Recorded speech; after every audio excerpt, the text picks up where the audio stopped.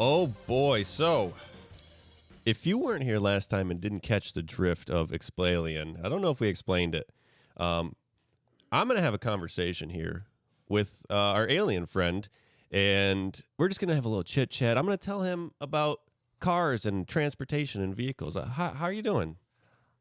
I'm doing very well today. Well, thank you for taking time. I'm sure you know you're probably busy out there in the galaxy.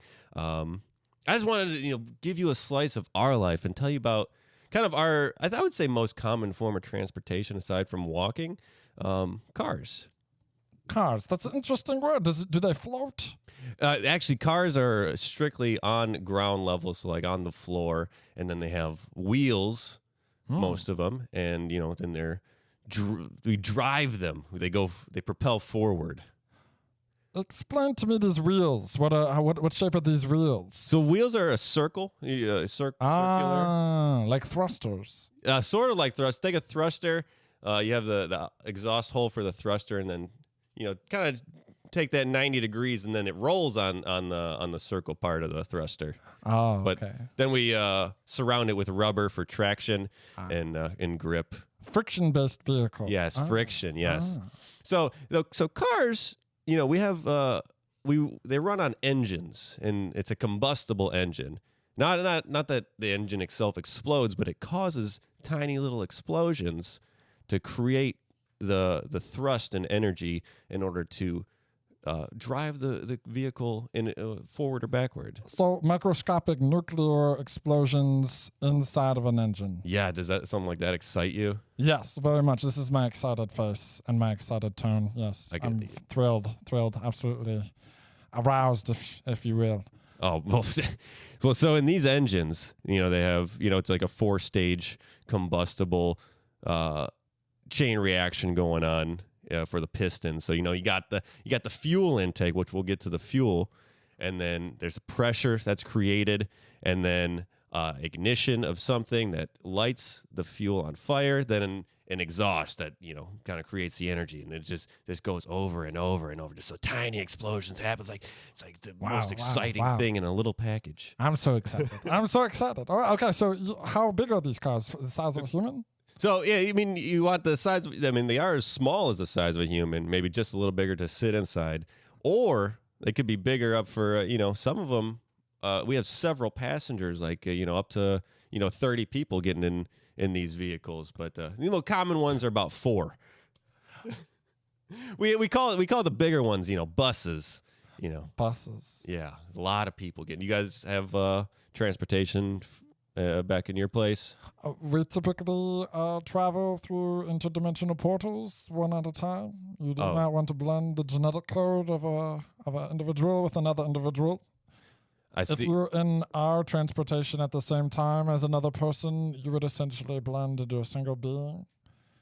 Does that happen often? On accident, yes. It's quite frequent. Has that ever happened to you? No, but it happened to my cousin. I believe you call them cousins here. Yeah. Yes, my Blublarb's son. Yes. Yeah. Like my Blublarb's son, that would be my cousin. Okay. Does your cousin transportate in these cars? Yeah, this is pretty global transportation method. Aside from just the feet attached to the bottom of our legs. And those muscles that we have generating that power. Some people do what are called bicycles. It's 2 wheels, and it's a balancing act, and kind of momentum kicking you forward. Where are the explosions in a bicycle? It's there's no explosions, just more internal muscle propulsion energy. So not as exciting. Explosions inside of the human. Yes, yeah, you got to think of it like little reactors of nerves and tendons and muscles all exploding. But no, there's no fire, unfortunately. Oh, yeah. No fire. And we're actually, so one thing that we're doing, I think the original cars, so we've only had cars for, about 150 years or so. Wow. So I guess probably for, civilization like yours with, interdimensional portal travel, just a blink in a lifetime of my people, yes. Yeah, 150 years is about 1 week, as you would equate to, yes. Yeah, so like you guys have streamlined traveling, whereas I'd say we waste a lot of time traveling. So we originally started with electric vehicles, and then the combustion. So those were running on motors, and we're kind of coming back around to those now. But now the combustible engine is it's a lot more efficient in a way as far as the power it produces and longevity, whereas batteries, it is a more sustainable future, but it's just not as understood. So your fuel, accessible. What does your fuel primarily consist of in these cars? So the fuel is petrol, as some nations would call it. Gasoline. So we take a crude oil, refine it down into different gases. I see. And then we use that for the explosions that you enjoy so much. Yes, explosions. This is my excited face. We'll have to show you this is my excited tone. This is about as happy as I get. No, you had mentioned, floating. You asked if cars float. We don't have cars that float necessarily.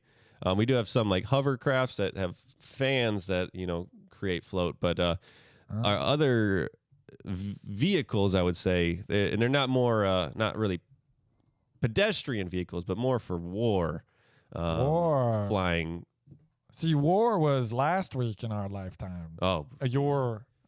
My week, your 300 years. But yes, war essentially was outlawed last week in our culture. And do you think that's a good thing?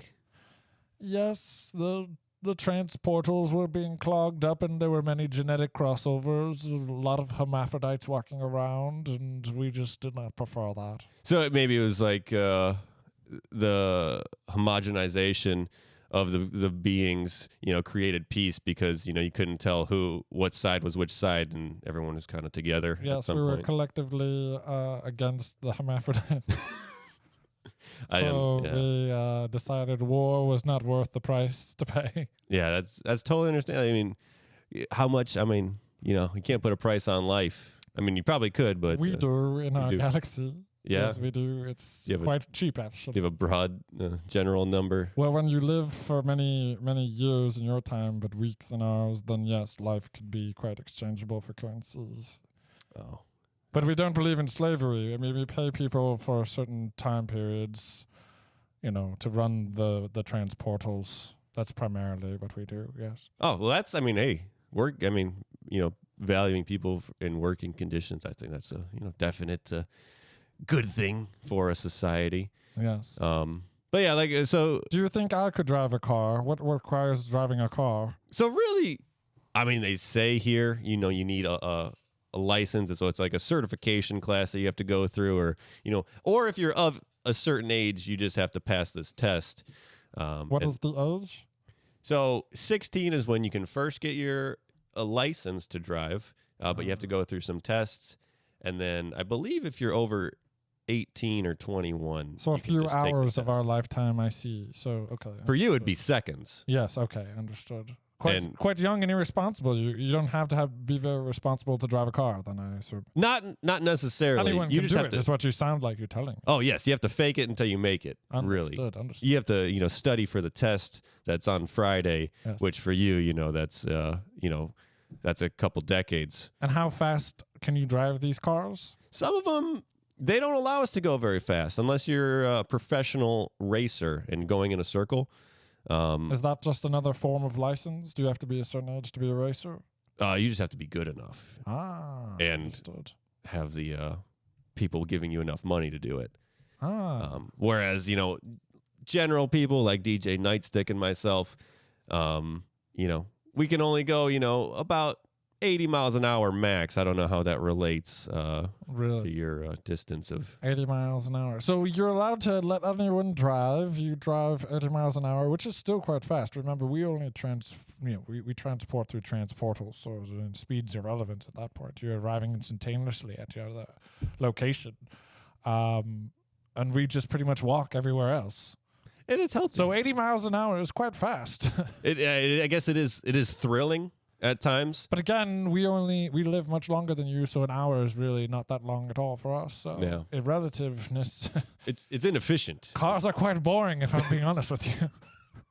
I agree. We need to have a chat with some scientists and see if we can get some interdimensional portals. Maybe we could exchange some information and talk about more explosions. But yeah. Other than that, this has been one of the most dull conversations I've ever had in my life. Oh, I'm glad you chose to have that conversation with me. But it's okay. It's just a blink in an eye. It's just time is relative for us. Do you guys have grandmas? Grandmother, who would that be in relation to your Glub Glub? So that would be the... No, Glub Glub is a drink in another universe. Oh. That's not a relative, no. Oh, I'm sorry. I didn't mean to... Glub Glubs is, I mean, you would never call a relative Glub Glub unless they drank a lot of it. Oh, I didn't... I might No, have that's okay. offended That's you. okay. So grandmother, relation to you, how? It'd be either your mother's mother or your father's mother. Yes. The blorps, yes. Yeah, the blurps. The blurps. That's what we call those.